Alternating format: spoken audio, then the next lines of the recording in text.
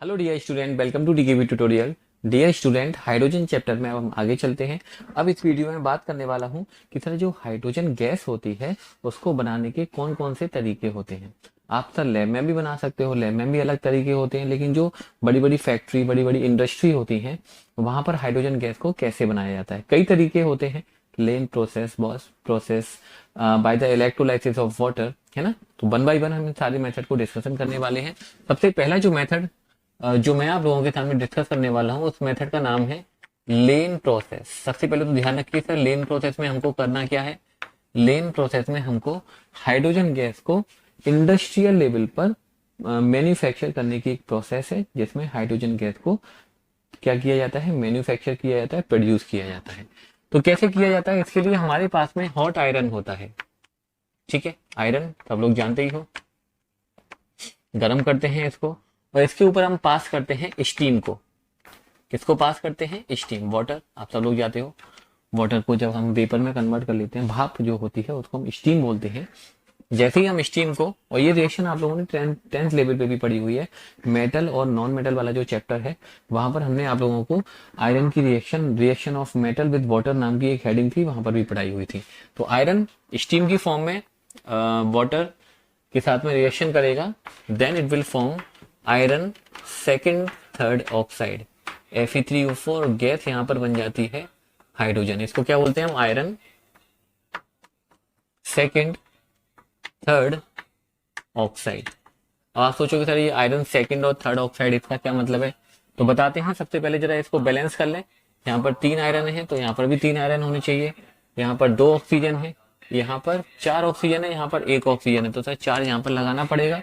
4 2 जा 8, तो यहाँ पर भी आप 4 लगा दीजिए। यहाँ पर ये जो आयरन सेकंड थर्ड ऑक्साइड बना है इसके बारे में बता देते हैं।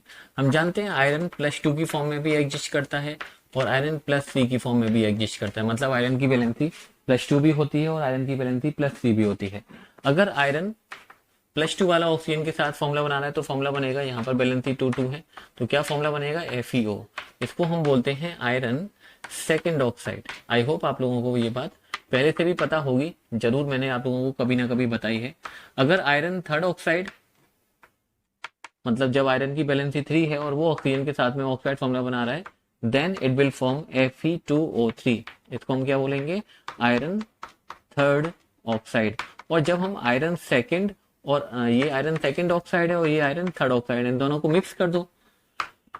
Fe यहाँ पर 2 है, यहाँ पर 1 है, तो Fe3, ऑक्सीजन यहाँ पर 1 है, यहाँ पर 3 है, Fe3O4। इसको आप क्या बोलेंगे? Iron second third oxide. तो ध्यान रखें sir, iron second third oxide का मतलब ये है उसमें आयरन सेकंड ऑक्साइड भी है और आयरन थर्ड ऑक्साइड भी है। तो यहाँ पर दोनों तरीके का मिक्सचर बनता है, आयरन सेकंड ऑक्साइड भी बनता है, आयरन थर्ड ऑक्साइड भी बनता है। अच्छा, एक बात और, अब आप सोचोगे सर इस मेथड से तो जो हाइड्रोजन बनेगी वो काफी कॉस्टली, महंगी होगी, क्योंकि सर आयरन को यूज किया जा रहा है। आयरन कोई ऐसा तो है नहीं कि सर काफी चीप मेटल हो, थोड़ा बहुत तो महंगा होता ही है। और यहाँ पर ये जो आयरन सेकंड थर्ड ऑक्साइड बना है ये तो एक तरीके से वेस्ट हो जाएगा। तो हमें इसको वेस्ट नहीं करना है, इसको हम क्या करते हैं? वापस आयरन में कन्वर्ट कर देते हैं। जो आयरन सेकंड थर्ड ऑक्साइड है इसको वापस आयरन में कैसे कन्वर्ट कर देते हैं, देखिए। आयरन सेकंड थर्ड ऑक्साइड की रिएक्शन कराते हैं वाटर गैस के साथ में। किसके साथ में? Water gas. अब सर ये वाटर गैस क्या होता है? CO, कार्बन मोनोऑक्साइड, और हाइड्रोजन गैस का जो मिक्सचर होता है इसको हम बोलते हैं वाटर गैस। कार्बन मोनोऑक्साइड और कार्बन हाइड्रोजन गैस का जो मिक्सचर होता है इसको बोला जाता है वाटर गैस। इन दोनों की रिएक्शन कराते हैं, वापस से आपको क्या मिल जाता है? आयरन। क्या मिल जाता है? आयरन। आयरन को फिर से इस रिएक्शन में लगा दो, फिर से सर ये बनेगा, इसको यहाँ फिर से ले आओ, आयरन बनेगा, आयरन को यहाँ लेते आओ। तो इस तरह से जो वेस्ट प्रोडक्ट बन रहा है उसको हम वापस से किस में कन्वर्ट कर रहे हैं? सर आयरन में कन्वर्ट कर रहे हैं, और आयरन हमको यहाँ से मिलता जाता है। तो काफी चीप सस्ती हाइड्रोजन गैस आप लोगों को लेन प्रोसेस से मिल जाती है। और क्या प्रोडक्ट बनेंगे सर? हाइड्रोजन है, हाइड्रोजन कन्वर्ट हो जाएगी वाटर में, कार्बन है, कार्बन कन्वर्ट हो जाएगा कार्बन डाइऑक्साइड में। अब इस रिएक्शन को भी बैलेंस कर दीजिए। यहाँ पे सर 3 आयरन है तो यहाँ पर भी 3 आयरन लगा दीजिए। यहाँ पर CO, कार्बन 1 है, यहाँ पर कार्बन 1 है, यहाँ पर हाइड्रोजन 2 है, यहाँ पर भी हाइड्रोजन 2 है, लेकिन ऑक्सीजन यहाँ पर 3 है और यहाँ पर सर ऑक्सीजन 1 है। तो आपको क्या करना पड़ेगा?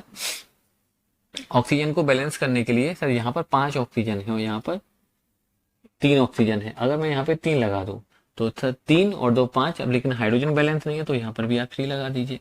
तो रिएक्शन को बैलेंस करने के लिए पीछे हम ज्यादा नहीं भागेंगे, उसको आप लोग बैलेंस करना जानते हो। ठीक है, तो ये हो गई हाइड्रोजन को मैन्युफैक्चर करने की लेन प्रोसेस। सर लेन प्रोसेस में क्या करते हैं, एक बार फिर से रिवाइज कर लीजिए। When we pass steam over hot iron gas, sorry, when we pass steam over hot iron, then it form iron second third oxide and hydrogen gas. When iron second third oxide again react with water gas, then it form iron, water and carbon dioxide. ये सब sir आसानी से निकल जाते हैं। Iron आपको यहाँ मिलता है, आयरन को फिर से ऊपर ले जाओ। तो this is all about the lane process for manufacturing hydrogen gas. अब बात करते हैं हाइड्रोजन को बनाने की एक दूसरी प्रोसेस जिसका नाम रखा गया है बॉच प्रोसेस। अब सर ये बॉच प्रोसेस क्या होती है? लेन प्रोसेस हमने पढ़ी, सर लेन प्रोसेस में क्या किया जाता है। अब हम बताते हैं कि हाइड्रोजन को अगर आपको बनाना है तो बॉच प्रोसेस में क्या क्या आप लोगों को करना होता है। सबसे पहले आपको क्या करना होता है, कार्बन लेना होता है इन द फॉर्म ऑफ कोक। क्या होता है? Carbon in the form of Coke, मतलब प्योर कार्बन होता है, राइट। इस पर हम स्टीम को पास करते हैं। यहाँ पर भी हमने स्टीम पास की लेकिन आयरन पर, और यहाँ पर भी हम स्टीम पास कर रहे हैं किस पर सर? कार्बन पर in the form of coke. Temperature बहुत हाई रखते हैं, लगभग 1000 डिग्री सेल्सियस के आसपास का। Then it form water gas. क्या बन जाती है? वाटर गैस बन जाती है, CO+H2। इसको हम क्या बोलते हैं? Water gas. ठीक है, इस वाली जो स्टेप हमने किया है, when we pass steam over coke at 1000 degree Celsius then it form water gas, this is called coal gasification. इस स्टेप को क्या बोला जाता है? Coal gasification reaction. तो समटाइम यही पूछ लिया जाता है कि what is coal gasification reaction. तो ध्यान रखिए, कोल गैसिफिकेशन रिएक्शन नाम नया है, काम वही पुराना है कि सर जब हम कार्बन के ऊपर क्या पास करते हैं, स्टीम को पास करते हैं ओवर अ वेरी लार्ज या huge temperature, then it form water gas. इस स्टेप को हम बोलते हैं कोल गैसिफिकेशन रिएक्शन। अब क्या करना होता है, तो ये जो वाटर गैस बनी है CO+H2, इसको वापस से एक बार और आप लोगों को स्टीम के साथ में रिएक्शन करना होता है। ठीक है, समझ गए। और यहाँ पर एक कैटलिस्ट भी लगा देते हैं कोई हम, थोड़ा कैटलिस्ट से रिएक्शन ज्यादा हो जाती है। अभी कैटलिस्ट क्या होता है थोड़ा बहुत पता होगा सर। ऐसे केमिकल कंपाउंड जो रिएक्शन की रेट को क्या कर देते हैं, इंक्रीज कर देते हैं without taking part in the reaction. क्या होते हैं, हम 12th में सरफेस केमिस्ट्री पढ़ेंगे, वहां पर इसके बारे में डिटेल में डिस्कशन कर देंगे कि सर कैसे सर ये रिएक्शन की रेट को कम करते हैं या बढ़ाते हैं, जो भी है। तो when we pass steam over water gas, water gas के ऊपर हम स्टीम पास करेंगे, ठीक है, तो क्या बनेगा सर? हाइड्रोजन गैस तो बनेगी, प्लस जो कार्बन है वो बदल जाएगा कार्बन डाइऑक्साइड में। क्या रिएक्शन बैलेंस है? रिएक्शन बैलेंस करने के लिए आप यहाँ पर बस 2 लगा दिए। आई थिंक रिएक्शन बैलेंस हो चुकी है। यहाँ पर 2 carbon hydrogen and 2 hydrogen, 4 hydrogen 1 carbon, oxygen 1 और 1 2, ऑक्सीजन 1 और 1 2। इस स्टेप का भी नाम होता है, इसको हम बोलते हैं वाटर गैस शिफ्ट रिएक्शन। ठीक है, इस स्टेप को क्या बोलते हैं? Water gas shift reaction. तो अगर आपको वाटर गैस से हाइड्रोजन को बनानी है तो ध्यान रखिए सर, वाटर गैस आप लोगों के पास में सबसे पहले वॉश प्रोसेस में हम क्या करते हैं, वाटर गैस को ही मैन्युफैक्चर करते हैं with the help of coke और carbon by passing steam over the hot coke at 1000 degree Celsius. Water gas बनेगी, वाटर गैस को हमें क्या करना है, फिर से स्टीम के साथ में रिएक्शन कराएंगे और फिर से स्टीम के साथ रिएक्शन कराएंगे। In the presence of catalyst आपको हाइड्रोजन गैस मिल जाएगी। तो यहाँ पर भी सर कार्बन होता है, कोक होता है, ये भी काफी सस्ता होता है, ज्यादा महंगा नहीं होता है। तो बॉच प्रोसेस से भी हम हाइड्रोजन को आसानी से चीप मेथड से बना लेते हैं। 2 प्रोसेस हो गए, एक प्रोसेस हो गया लेन प्रोसेस और एक प्रोसेस हो गया बॉच प्रोसेस। तो जरा फटाफट से इसको राइट करो। और हाँ, लैंग्वेज आप लोग प्लीज खुद बनाइए कि जैसे जैसे हम बताते जा रहे हैं वैसे वैसे आप लिखते जाइए। हाइड्रोजन को बनाने का, अगर आपको लैब में हाइड्रोजन बनानी है तब सर हम वहां पर क्या करेंगे, लैब मेथड। तो अगर आपको लैब में हाइड्रोजन बनानी है तो उसके लिए हम ये नहीं देखते कि हमको सस्ते में बनानी है या महंगे में बेचनी है। वहां पर हमारा एम होता है सिर्फ और सिर्फ हाइड्रोजन को बनाना। बेचना एम नहीं होना है।